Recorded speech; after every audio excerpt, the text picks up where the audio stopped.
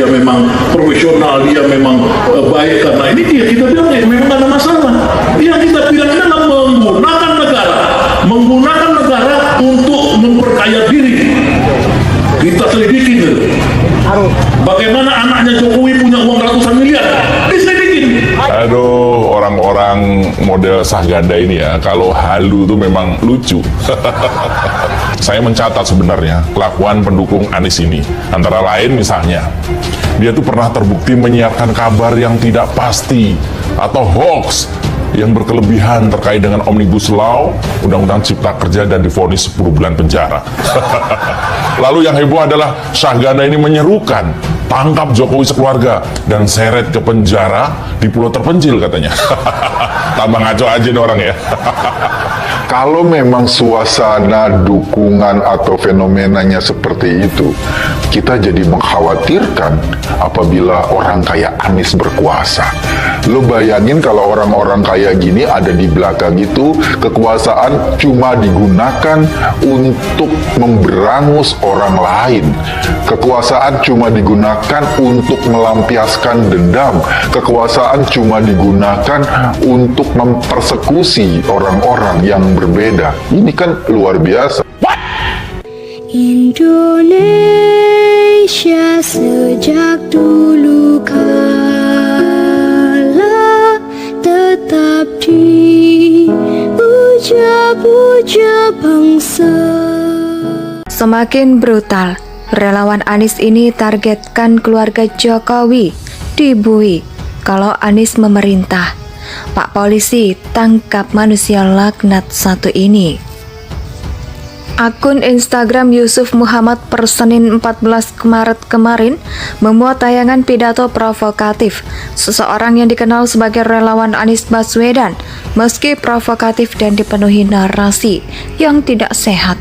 Jika dilihat adanya sorakan dan komentar-komentar selama pidato, terlihat bahwa pidato si kawan ini tampaknya sukses membodoh-bodohkan segelintir orang yang hanya manut-manut baik diprovokasi seperti itu. Sebentar saya dengarkan isi pidatonya, ada niatan untuk memenjarakan keluarga Jokowi jika nanti selesai berkuasa, lalu digantikan sosok pemimpin baru yang mereka idolakan. Orang ini bakal sempat menyebut pulau tertentu yang bisa dipakai sebagai lokasi pembuangan keluarga Jokowi karena dianggap merampok rakyat selama berkuasa. Tidak hanya itu, secara implisit juga dia menghina dan menyerang anak-anak Jokowi yang disebutnya cuma berjualan pisang dan martabak. Tapi kok bisa kaya? Seperti itu sungguh luar biasa brutalnya. Relawan atau pendukung yang satu ini yang saking semangatnya memprovokasi, dia lupa kalau status Anies barulah sebatas baca pres. Ibarat kata sebagian relawan atau pendukung militan Anies kayak orang mengalami halusinasi tingkat tinggi yang bercampur rusaknya logika dan pikiran. Sampai konsep begitu isi pidatonya. Kondisi yang tidak hanya semakin mempertegas saya untuk tidak memilih Anies jika nanti namanya beneran muncul di surat suara, tapi juga semakin menebalkan tekad saya untuk melawan setiap narasi busuk yang saya temukan dari para relawan atau pendukung Anies. Nah, seperti biasa sampai hari ini Anies tampaknya tidak pernah merespon bentuk dukungan kebablasan seperti itu dengan sikap yang tegas dan berani. Misalnya, saya tidak butuh pendukung seperti itu. Lebih baik Anda mundur dan berhenti. Dukung saya jika pidato yang positif saja. Tidak bisa ya, ibarat mimpi kalau kita dengar Anies bicara begitu lawang. Dia sendiri saja belum lama ini menjelek-jelekan pemerintah pusat di depan publik Australia. Mau berharap apa dari manusia munafik kayak dia? Sudah dibantu dana dan penanganan COVID, biar wajah ibu kota RI terjaga.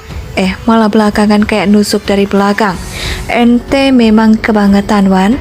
Jadi saya harap sosok di videonya Yusuf Muhammad itu bisa sekali dipanggil oleh polisi agar memperjelas maksud pidato provokatifnya tersebut. Kalau bisa ditahan saja sekalian, karena sudah melakukan ancaman dan tindakan makar kepada sosok RI 1 yang masih sah memerintah dan menghasut orang-orang agar membenci keluarga RI 1. Presiden Jokowi di mata saya adalah salah satu orang tersebar yang pernah saya lihat, mungkin kalau saya bilang paling sabar. Bisa jadi saya salah, tapi saya yakin banyak orang akan setuju kalau saya bilang bahwa Jokowi adalah salah satu orang tersabar. Setidaknya di dunia politik Indonesia bisa dibilang selama 8 tahun lebih ini, Presiden Jokowi sudah kenyang dengan fitnah dan gambar bohong yang disematkan kepada dirinya.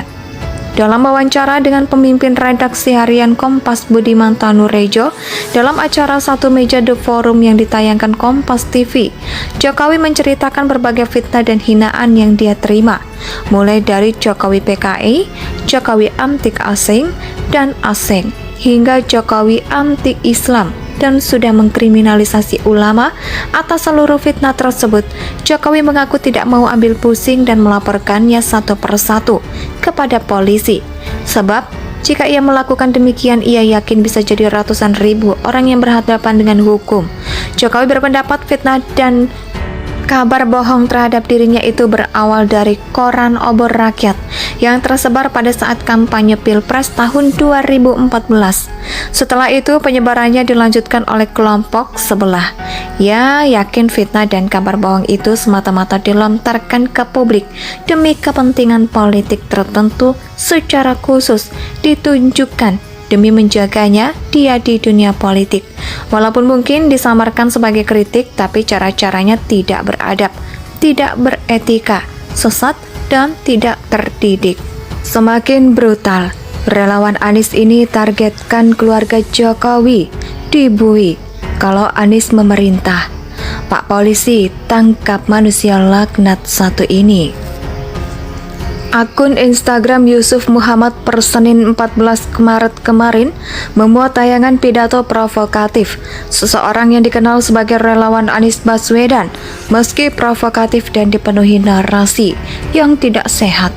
Jika dilihat adanya sorakan dan komentar-komentar selama pidato, terlihat bahwa pidato si kawan ini tampaknya sukses membodoh-bodohkan segelintir orang yang hanya manut-manut baik. Indonesia tanah air beta, pusaka abadi nan jaya.